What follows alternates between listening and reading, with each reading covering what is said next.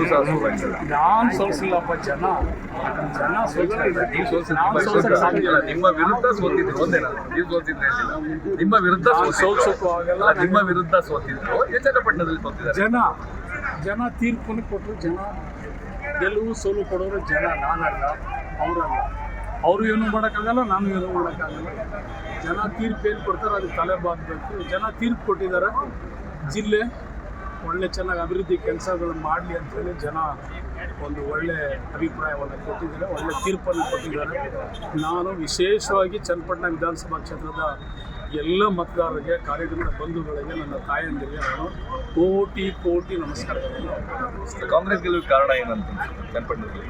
ಕಾಂಗ್ರೆಸ್ ಪಕ್ಷ ಇವತ್ತು ಕೊಡ್ತಾ ಇರುವಂಥ ಕಾರ್ಯಕ್ರಮಗಳು ಇಡೀ ದೇಶದಲ್ಲಿ ಯಾವ ನಿಟ್ಟಿನಲ್ಲಿ ಒಳ್ಳೆಯ ಒಂದು ಪ್ರಾಮಾಣಿಕವಾದಂಥ ಒಬ್ಬ ಪಾರದರ್ಶಕವಾದಂಥ ಮುಖ್ಯಮಂತ್ರಿ, ಉಪಮುಖ್ಯಮಂತ್ರಿ ಇಬ್ಬರು ಕೂಡ ಭಾಳ ಚೆನ್ನಾಗಿ ಇಡೀ ರಾಜ್ಯಕ್ಕೆ ಒಳ್ಳೆಯ ಕೆಲಸಗಳನ್ನು ಕೊಡ್ತಾ ಇದ್ದಾರೆ, ಒಳ್ಳೆ ಕಾರ್ಯಕ್ರಮವನ್ನು ಕೊಡ್ತಾ ಇದ್ದಾರೆ.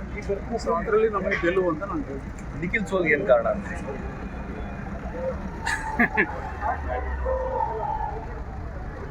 ಗೆಲುವಿಗೆ ಕಾರಣ ಕೊಟ್ಟರೆ ಸೋಲಿಗೆ ನೋಡಿ, ಏನೇ ಆಗಲಿ ಸರ್, ರಾಜಕಾರಣದಲ್ಲಿ ನಮ್ಮದೇ ಆದಂಥ ಏನಾದರೂ ಒಂದು ಸೇವೆ ಇರಬೇಕು.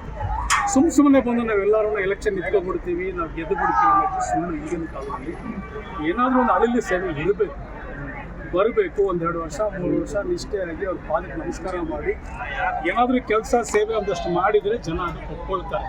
ಸುಮ್ಮನೆ ಎಲ್ಲಿ ಬೇಕಾದರೂ ನಾನು ನಿಂತ್ಕೋತೀನಿ, ನಂದು ನಡೀತದೆ ಅಂತ ಹೇಳಿದ್ರೆ ಇದು ನಡೀದಿರೋವಂಥ ನಾಣ್ಯ ಸರ್. ಇಲ್ಲ ಸರ್, ಯಾರೇ ಆಗಲಿ, ನಾನಾಗಲಿ, ನಮ್ಮ ಅಪ್ಪ ಆಗಲಿ, ಯಾರೇ ಆಗಲಿ, ಏನಾದರೂ ಒಂದು ಸೇವೆ, ಒಂದು ಗುರುತನ್ನು, ಒಂದು ಸಾಕ್ಷಿ ಗುಡ್ಡನ್ನು ಕೊಟ್ಟರೆ ಅವ್ರಿಗೆ ಮಾನ್ಯತೆ ಕೊಡ್ತಾರೆ ಜನ.